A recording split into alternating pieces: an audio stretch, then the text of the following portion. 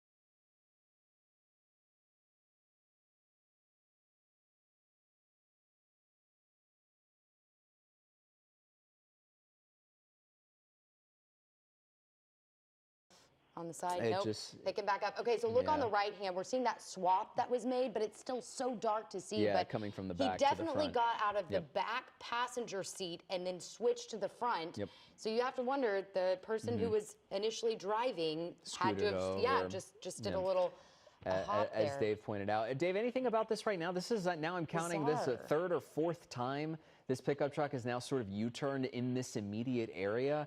I hesitate to say that it's one of those where we tend to see people maneuvering in familiar areas and situations for them. It just seems sort of aimless at the moment. Yes. I don't know if I mean they're looking for the they're not that far from the freeway, but they keep going eastbound, westbound. So I don't understand it. I mean, they're obviously they're lost. They don't know where they're going now, and so now they're just flooring it. Just seems that they could find a freeway to get out of downtown LA. And we are getting confirmation, Dave, that I want to reiterate, because you and I, you know, as we were trying to figure out what was happening in the chaos of them getting out of that milk hauler, it does appear this was yet another carjacking. So this wasn't something that was maybe coordinated or planned. This was, in fact, another innocent person, we believe, whose car was stolen. Yeah. As this pursuit has continued now, I mean, have we reached the hour mark? I can imagine I think we have. we're just past the hour mark, at least a few minutes over it. Right now, we're sitting over this overpass right now because the pickup truck, there it is right there. It seemed to just sort of linger underneath for a little bit, and we saw a few black and whites right there directly behind, in fact, as we zoom in right now, trying to make out. It's hard to tell what's going on in the driver's side, but the car really slowing down. I don't know really what happened underneath that overpass, but you see two cruisers there, at least maybe a third one.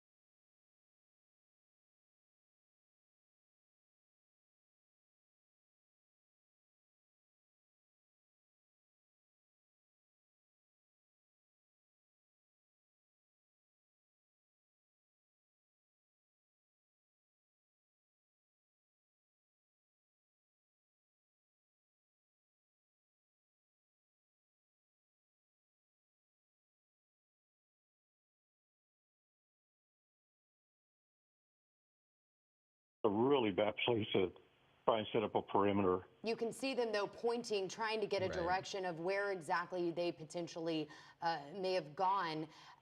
Right now, as we're watching these cruisers kind of cross underneath the freeway here, I mean, what will happen now? Will they go, inside of that, as you said, what is like a maze, if they did run into that complex? What's going on right now, law enforcement strategy per se? Well, they're working together. It's just like I guess that's Hollenbeck Division. So I think some of the Hollenbeck officers, if that's who they are they're talking to the CHP and saying, okay, here's what we think they ran to, or and if they did, then they'll start setting up a perimeter, like the black and white that you had there on the side street. That's the side of the LA River, so he can cover all that area there. So they'll just try to deploy, but. Yeah, this is a really tough one to do. This would be a nightmare for the CFO to start setting up a perimeter, but it can be done. And, Dave, I have a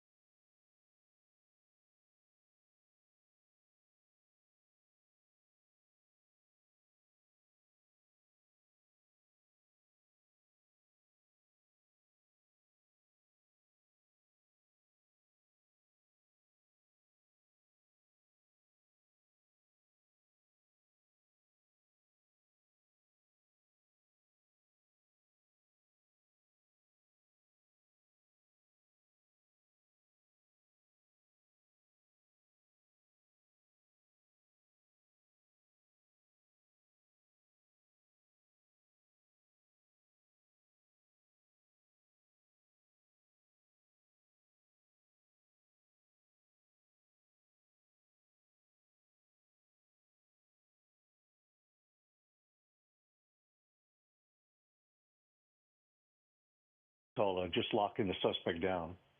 Dave, could you tell, I mean, you made a really good point earlier about a potential victim that could have been in the car that was, the truck that was carjacked. It appears they've kind of left that car to the side, you know, that doesn't seem to be a focus. So does that maybe tell you that nobody else was inside, obviously no victim that we're talking about here in this third potential carjacking situation?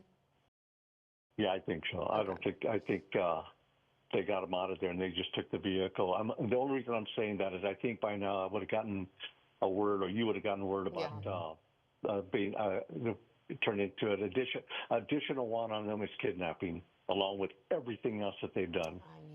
Yeah, I mean, it's worth reiterating what's gone on in this situation is that when we first broke in, we're monitoring a carjacking suspect pursued in a black or dark colored pickup truck. That's the video that we're seeing earlier on the right side of your screen in the Sylmar area.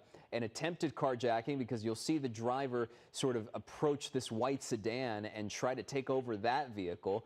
Didn't end up working. You notice it keeps reversing back and back and back.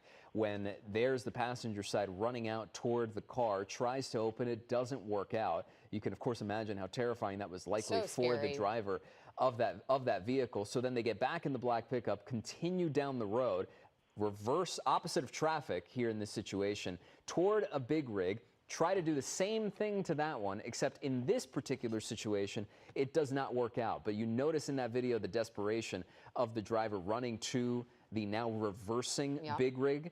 And then that's when we get into the situation that's led us to where we are right now. You'll notice that black pickup truck get up to what we then found out was a milk hauler, and that's when things started taking a turn, and those two in the black pickup jump into this big rig that you're about to see right here. And Gio, you said this from the beginning, the desperation that somebody has to have in a truck to slam into a big rig like that, jump through the passenger window, get that person out, take that big rig, that milk hauler that, by the way, can hold, you know, up to 90,000 some pounds of milk, and then drive that big rig through the streets of Los Angeles for upwards of an hour, carjack somebody else. On top of all that, confirming the fact from LASD that shots were fired earlier in the pursuit as well. Obviously, these are fluid details to then lead into a situation where this goes from Sylmar and many other spots in the valley down the 101 into downtown, and then getting into another potential carjacking situation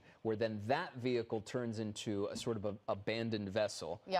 Leading us to this exact situation where we are right now. And Dave, as you mentioned, this is now turning into a situation where perimeters are being established and the search for these suspects continue. Yeah, they'll get the canines. They'll get the canines rolling. Canines are probably already rolling. They monitor all this stuff. They're throughout the city, and they're following it. So there's no doubt that canines are rolling there. But one thing I'd like to bring up, Hunter, Gio, is that the suspect, when he went up to that white car, when they were in the pickup truck, the passenger got out, and it looked like he's the one that went to the driver door. David, thank you so much. We appreciate you, and thank you for your time. Sure. We're going to wrap up on this, and we'll keep you posted. Thank you.